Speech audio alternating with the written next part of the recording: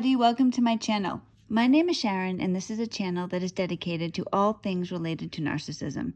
I make videos every Monday, Wednesday, and Friday on all types of topics related to narcissism. So if you haven't already, please take a moment to subscribe to the channel so you don't miss any videos. I would really appreciate it if you gave the video a thumbs up. It's a free way you can help me out, and definitely don't forget to leave a comment because I like to read what you have to say. So since today is Monday, Monday is the day that Joe joins me on the channel, and we discuss topics related to narcissism from both a male and a female perspective. So I was talking to Joe last night, and he has this amazing theory about what's really going on inside a narcissist's mind. So tonight, he's going to tell us about this theory. So Joe, welcome back to the channel, and please fill us in on this theory. Oh gosh, well thanks for letting me come back on, Sharon. It's always a privilege to try to give back in the best way I can. And just like to give you a heads up, a disclaimer, it's kind of an abstract theory. It was a combination of many years of NPD study, recovery, has lots of holes in it. Somebody else might have come up with it, I don't know, but here it is.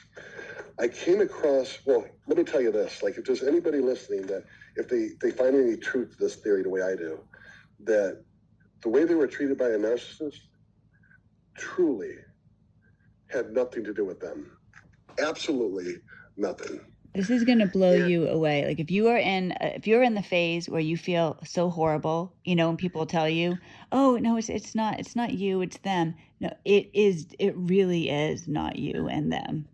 Yeah, that is so empty. And I remember having a lot of friends saying, Joe, if she cheated on you, she did this and that. It had nothing to do with you. They meant well, and I got it, but it didn't hit home the way my mind. Yeah, that doesn't make you feel better. But what you're talking about, when you really understand what is going on inside the narcissist's mind. It might help somebody. I think it will. Yeah. So tell us. So, yeah, absolutely. So what sparked it was, I always kind of thought this, but I really started digging into it a couple of days ago. I ran across a quote from this guy, Hermes, who was a Greek philosopher back during the Hellenistic period. I've heard it before. Did you ever hear this, Sharon? As within, so without? No, I haven't. Oh, okay. Well, I came across the quote, and do you know where I'm at in my detanglement from this transaction I had with the narcissist? So I'm still kind of like finding my way out the exit door. Oh, I'm very familiar with this. Yeah, you hear it from me every day. Thank you so much for being a best friend and listening to me too. Aww. I don't know if I could have done it without you. Oh gosh, I would do anything for you. I know. So we'll get away from the lovey-dovey stuff. Let me get back into the meat and potatoes of this. So all right. I tried to apply it in this experience I had, this run across and passing across with the narcissist. Okay, so as within, so without. And I was thinking about the narcissist, and I said, okay, let's put this to theory. How about if the narcissist cycle of abuse, the idealization, devalue, discard, actually was happening within them? Meaning, if nobody else came around, like this cycle is an inner cycle. So I was thinking about it. In layman's terms, this is how I thought about it. You got a 4-year-old kid, 4 or 5, somewhere around there, and a combination of genetic predisposition and a perceived childhood trauma, like a perceived threat in his life or continuing perceived childhood trauma, whether real or not. And there's a reason why I said perceived, because as you know, I mean, I don't know, you've told your story before, what your ex, who's a narcissist psychopath, what his trauma was when he was younger. Oh God, his trauma was that he didn't get the latest video game the same day. He had to wait an extra day. Or maybe, when they went to their beach house, his father couldn't come one weekend because he was working. I mean, that's his trauma, truly. Yeah, and in defense of the disease too, there's a lot of them had real childhood trauma, but not all of them. And I know that most of us codependents and many empaths have had some severe trauma in their life. So I say perceived, I just whether want to real or say not. it's another thing too. Like, yeah, I do understand that some narcissists do have trauma. They really do. But so many times it's such an insult to real victims when you hear that, oh, they have trauma, almost like you're supposed to feel bad for somebody that's Yeah, abused you. and here's the thing that really ticks me off. Like, these are scientists and doctors. They need to be articulate in their words, because I've heard it before say, well, you could even cause a narcissistic injury and not even mean it. It could just be perceived as that. Well, use that word perceived when you talk about the childhood trauma, because there's a couple I know that were spoiled rotten. Mommy and daddy just couldn't be around when they were making $500,000 a year because they were high executives. Sorry, we had the maid who became your second mom, was just as close, gave you love. Sorry you didn't get it from your parents. Yeah, the I reality don't is want to hear about trauma. there's no excuse to treat people the way that narcissists do. I don't care even if you have real You've childhood been through trauma. trauma, Sharon. I've been through trauma. Many people I know. There's not one person that I know that hasn't. Right. It's just how I've grown up. So that just irritates the hell out of me. So Yeah. I say perceived. I'm with you. Okay, so imagine this in your head now. This is just how my mind works sometimes. Like, okay, Joe, let's put this thing to test. Let's see what we can do with it. And I'm like, okay, you got this 4-year-old kid. Now, he hasn't developed his personality yet, but he perceives like a lack of control in his environment. And he creates this false self. And it's not just, oh, okay, that's what happens. Maybe he pretends like he's an imaginary superhero. Somebody there to protect and save him, who's got superhuman abilities and strength, which, that's why they get their egomaniac. And that's who they are. I remember when I was a kid, I used to imagine like I was invisible. So I go around the house and I pretend like my mom and dad didn't see me. And they're like, oh, Joey. And I'm like, no, I'm supposed to be invisible. Oh, okay. Like that kind of thing. Not like 4 or 5 years old who sold their soul to the devil, or they just discarded their true self and got the false. No, like this is how I'm trying to make sense of it to me that actually makes sense. Yeah. So you follow me so far. You got the 4-year-old kid, the true self, didn't form a personality yet at all. He creates this imaginary false self like the superhero. Oh, yeah, I'm following you. Go ahead. Okay, cool. Now, there might be holes in the game and stuff, but this is just fresh. We're playing with it. All right, so check it out. So he's 6 and 7 and 8, 9, 10, well past the formative years of developing a personality. So during that time, his personality was never developed. You just got this 4-year-old kid and this imaginary person that he's pretending to be. So this is where the immaturity comes from, because nothing ever formed. Exactly. He's still emotionally around that age, maybe 6 or 7. Who knows? Yeah. Just a theory. So, he starts to watch TV and he's watching the Wild West shows and the guys with the guns and the girls and like the superhero cartoons. And he's trying to mirror those people. He goes to preschool. In kindergarten, he's trying to mirror the smartest kid in the room, and he's just seeing people that he admires, and his false self is marrying them and pretending. So he's starting to develop his cast, his crew, like in this little true self's like, wow, you're making all these friends, or like you're like this, and this is great, and you could be anybody that you want to. Does it make sense so far? It does. Let me just ask you. Abstract idea is kind of goofy. I just want to make sure. No, I think it's brilliant. So when you're talking though about, so here's this child, whatever age he is, but he's really, personality wise, he's like 4 or 5. Is he aware of what's going on with these like, I don't want to say, I know it's like not fake personalities, but these people he's pretending to be? Is he aware that this is what he's doing? Here's my take on that. The longer the false self is around and the more the false self is fed with supply, like, the little kid, maybe when he's 6 or 7, starts to manipulate. Maybe he has a brother or sister who's like a narcissist too. He might be watching them. He maybe not. And he just starts to maybe lie or steal to get what he wants. And this little 4-year-old's like, wow, man, thank you, false. Like, thank you, false self. This is great. The more that false self is fed, the more real it becomes, and the more quiet and pushed back into the dark corner that 4-year-old kid goes. So these like false selves are the supply for the child. Yes. Okay. Yeah, I didn't even think about it like that, but yeah. So, and the mirroring begins.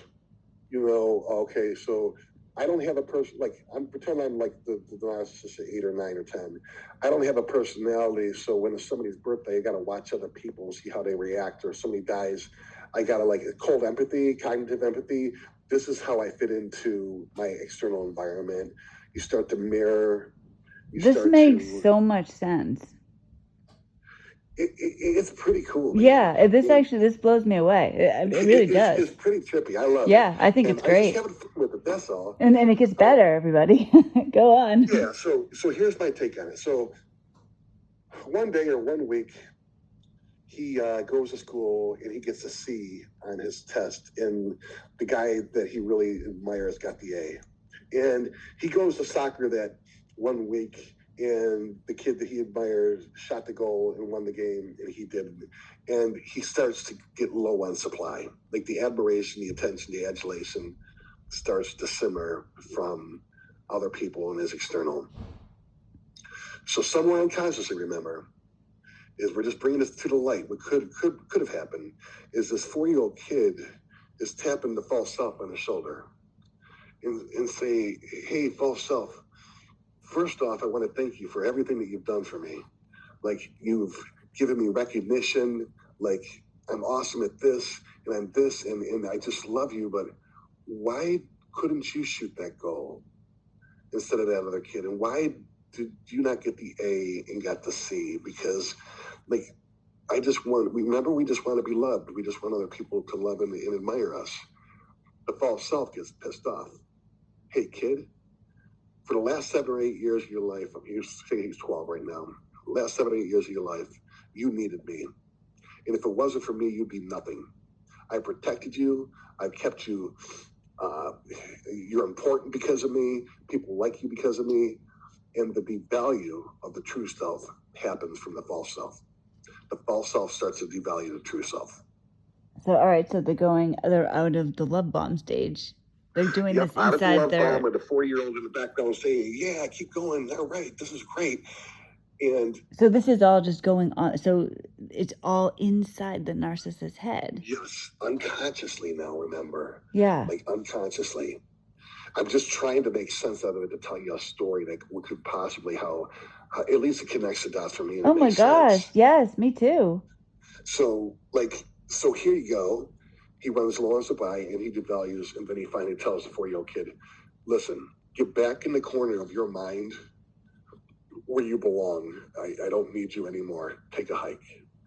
And the false self is not born. He was born when he was 4 or 5, this false self, but it continues living its life. Now, let's go back to the quote. As within, so without. Here on my end, I'm a codependent. All right? I too had childhood trauma.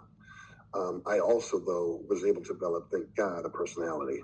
You know, although I had imaginary friends and I pretend superhero and this and that, I did have a personality. My soul, at least in how my finite mind takes it, has developed. And at the same time, there's childhood issues that I had when I was a kid. I told my story. And it's not for self-pity or anything like that. It's for other people to maybe identify and recognize so they know that they're not alone. My mother was an alcoholic, a narcissist. My father left when I was about 10. She later took her life. I became an alcoholic and drug addict. So I got these issues too. You know, I told you, narcissists aren't the only ones that suffer from trauma. This was trauma, man. And I got friends that even had it worse than me. So trust me, I don't feel sorry for myself. In a nutshell, I was looking for validation too. You know how narcissists look for external validation? But see, I didn't know that I had this inner generator and personality where I could learn how to validate myself. So a lot of my life, I lacked self-worth and self-love. I didn't know how to give it to myself. I just didn't. I had it there. It's always been there, but I didn't know how to. So you're looking outside of yourself for validation. Yeah. Remember how we did a video a couple weeks ago, like how the common traits of narcissists and empaths or codependents? Yeah. There are, even doctors in psychiatry. Some are higher in this spectrum of narcissism, but not to the point of crossing the border to an actual disorder. Right. So like narcissists seek out external validation, I was too. And here you go. So you've heard it, I'm sure you ran into videos where many well-educated doctors and scientists say we're like magnets to each other. Yeah. Codependents and narcissists are magnets to each other, right? Right. Here Joe is outside, little Joey, because little Joey had this trauma too when he was like 9 or 10. And here's a narcissist, and he had the trauma and all that crap too. And along they cross paths. And the narcissist is in his first cycle of abuse, which is what? Love bombing? Yes.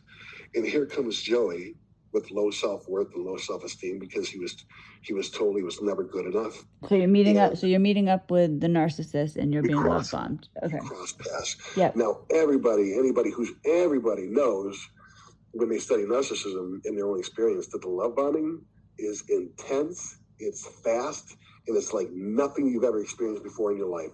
The high that you get from that is like the dopamine and the serotonin levels are off the chart. Yeah, because you got to figure it doesn't even last that long. Or if you it doesn't. But here's the thing. Yeah, it is so intense. Yeah, that it lasts. Like unfortunately, for some people that don't recover, it can last forever. And you keep hoping for that. You want that back. It's so intense, Sharon. Yeah. That people overlook all the abuse. Yes. Just to get back to that. Well, you said one time in a video, I remember, that you were with your ex for like 20 years, and the love bombing stage lasts like 5 months to 20 years. Yeah, it's insane. And then they breadcrumb you. So even like a little bit of just being nice for that day is all you want. You're like a beat down dog. So here we go. They cross paths. All right. You got me looking for validation, and I need to be loved. And not only that, but I love to save. Like I'm here to save you. Like a little animal that maybe got run over by a car or something. I don't know how I came up with that figurative language, but you got a little bit of animal, maybe a lost dog on the side of the road. Oh, I want to give you love. And the narcissist is just laying it on, and it's just like, oh my gosh, here's Joe. I am worth something, man. She sees who I truly am. This is beautiful. Yeah. So the inward cycle let's not even say a cycle for me. Sometimes it could be because many people that don't recover codependence continue to attract the same kind of people over and over and over and over again. Right. All right. I think I might have, it was my mother at first, and then it was another person, and then it was my ex that I've been married to for 20 years. So as within, so without. The inward manifests into the external. And the reason why we're so magnetic is that we're like two pieces of a puzzle. Like it's just pretty baffling to me how it added up and connected in my mind. Well, let me just go back for a second. So your theory, essentially, is that a narcissist never formed a true personality. They're just stuck forever. Yeah, no, this isn't just my theory. Even this whole concept might have been documented somewhere, but I did honestly connect dots in my head. It's you know what I mean? So no, you don't even have to say that. I've never heard this before. I don't believe at all that you're stealing this somewhere. No, I would never. Maybe it is, but this is how I figured it out for. But this makes such sense to me. So there's no personality, but inside the narcissist's head, they are always in one of these what's it, the cycle of abuse. So they're always somewhere, right? So they're always either love bombing or devaluing or discarding over and over and over. And then that's contingent on the external supply that they get, because then you got the little 4-year-old brat. When you're low on supply, the little 4-year-old brat is saying, hey, false self, hey, and he's like, get the hell out, get that. It's constant inner turmoil. So when they were younger and they didn't have supply from an external source, they did it so to they're themselves. Stuck in an internal loop. You or I are in a relationship with a narcissist, and we do whatever. We upset the narcissist, and now what they used to do to themselves, now they do to us. Exactly, because that's all they know. For the time they were young, it has nothing, absolutely nothing to do with the victim. The victim could be the most handsome or beautiful girl in the world, the richest. It does not matter. It has nothing to do with that. They are projecting a hologram of what's happening and what happened inside their head when they were little. Now, Joe, let me ask you a question. Where does a narcissistic collapse fall into this? Well, I think of think of a narcissist. I think of sometimes as a balloon, and the supply is the air. And when you start to run out of air, it starts to deflate, and they become smaller and smaller. The collapse is usually, I believe, I've seen it be gradual. It's the lack of supply where what can happen. It doesn't happen often, but they go into it's mortification, which doesn't happen often, where there's a complete absence of all supply. Well, let me ask you a question. So when I picture this cycle, right? So inside the narcissist's mind, I picture like a merry-go-round, around and around and around. So they like kind of thrown off when they're into a collapse. Yes. See, they're constantly in survival mode. Like they're constantly in. That's why they could never have enough supply, because without the supply, the false self dissipates, becomes weaker, and then you got this 4-year-old kid and nobody's protecting him. Oh, geez. Okay. So you, like, my ex is in his 40s, so he's really 4 years old during a collapse. Emotionally, somewhere around there. Maybe even they learn a little bit, like maybe 10 or 11. They're definitely not adolescents. Yeah. Not even up to that point. So as the supply dwindles, the false self becomes weaker, and the true self, the 4-year-old, begins to realize, like, I forgot that, oh yeah, I made this thing up. It doesn't even, the mortification, and I could be wrong. I'm not, No, I know, it's fine. But check it out. So here's Joe's take on it.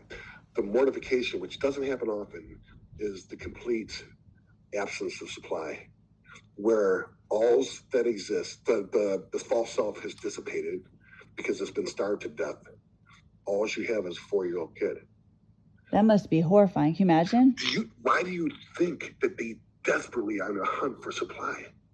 In the back of their mind, they do have some kind of realization that, like the narcissist many times knows to themselves, I'm full of crap.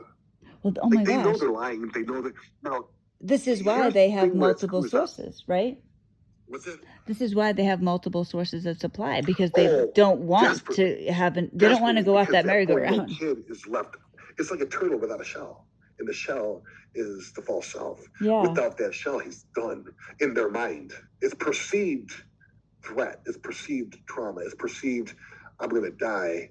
Nobody's protecting me. So they're going to try to get away from that, or try to avoid that at all costs. At all costs, because if they do, like, you might as well call it like a nervous breakdown of the worst kind.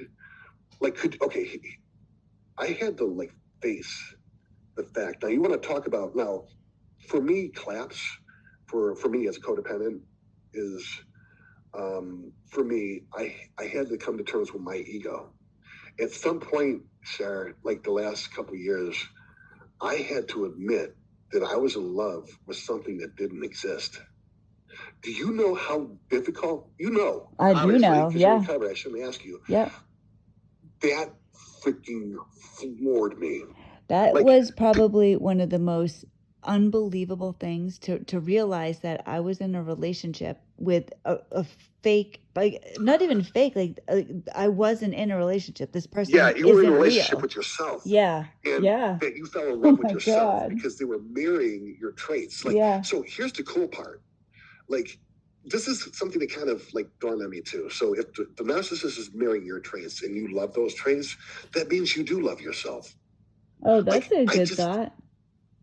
What's that? That's a good thought. That's interesting. Yeah, like, so it gave me hope. Like, if that's true, like, then I do love myself. It's just, I got some work to do, man. I got to figure out what's going on. Well, my theory with narcissism, or with the codependent, like, really, it comes down to, you don't value yourself. It's so, like, that you don't know your own worth at all. Yeah, but I see what you're saying. If you actually like the person that you think you're in love with, then you like yourself. Yeah, you recognize your value, actually.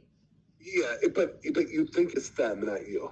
Yeah. And it takes a lot of work. So I don't know how to separate. Like, I'm not Freud, obviously, or like a student of him or Carl Jung. But you know how there's like the id, the ego, the super ego. Yeah. I don't know if you want to call my ego the false self, but I truly had to say, Joe, if you want to be honest with yourself, dude, like, I had to ask these questions. Joe, like, you don't even like people that steal and lie and cheat. How could you say you love this person? So there's some crap that I had to come to terms with too. But here's the thing: that saying, "As within, so without." Like, there, I don't care what anybody says. There is spirituality behind everything.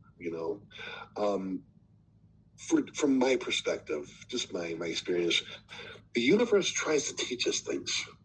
They give everyone a chance, even the narcissist. And the reason why this manifests externally, at least for me, is I had to be put in enough pain to search for another way. And it all led back into me. And eventually it got down to when I was a kid. Like, I was blamed for my father leaving. I was told really bad things. I lost control when I spent half of my childhood in the hospital because of the birth complications. Like, it took a lot, Sharon. Thank God empathy is developed with the personality as part of our soul, I believe. And the reason why I believe narcissists, they have the chance too, because it happened externally. It's the universe saying, hey, take a look at this. But they lack insight, they lack honesty, they lack empathy, all those things that you tend to develop during the formative years of developing your personality. They don't have the tools. And this really brings it all full circle, where truly, if you are or were in a relationship with somebody like this and you are absolutely heartbroken and you feel like somebody punched you in the stomach, you're just in so much pain, it's not you, truly. This is not one of those things where someone's just trying to be nice and like, oh no, it's them. It's not you. It isn't. It truly is not about you. Exactly. And no offense to the channel, but the only thing I can think of it is like they're walking circle jerks. Like, they're walking like insanely in this unconscious cycle in their head. And God forbid you're codependent or somebody that is not truly all whole and healthy come across one of these things, because you're going to get caught in their inner cycle. Yeah. It was kind of revolutionary for me. Sometimes, like when I was in my recovery, I would look for things like to help me feel better. Like, does the narcissist get the karma? How to take revenge on a narcissist? And oh, the narcissist does miss you. And sometimes things just didn't add up. Like, so if I'm out of the narcissist sight in mind and they don't think about things when they're not in sight, then how could they be heartbroken over me? And like certain things, I know it was trying to get towards my emotional feel-good thing, but I needed to think more logically. I needed to think less emotion and more like, it is for me an inner cycle of abuse for them. And I had this trauma that was manifested externally. And for me, in my experience, had it not been for this, I would have been semi-unconscious myself with wounds from my childhood that never would have been addressed. It took a severe amount of pain for me to look at that. So there you go. I hope that this helps somebody who's in that horrible moment of agony to understand that, very possibly this is what's going on, and therefore it isn't you. I mean, really. Yeah, and I encourage people to, sometimes it helps when you can try to contemplate it. You might have your own theory, where there's dots that connect for you, not necessarily to make you feel better or this or that, but to try to think logically about it instead of so much emotionally. But if anybody has any other ideas or anything like what we were talking about, share with us, because it's a different perspective of things, and we don't take it as personal. Therefore, it helps us on the road to recovery a lot quicker. So thank you so much for watching the video. Truly appreciate it. Joe, we'll see you back next week. Yes. All right. Well, I will see you on Wednesday, and I hope everybody has a great week. Good night. Good night, guys.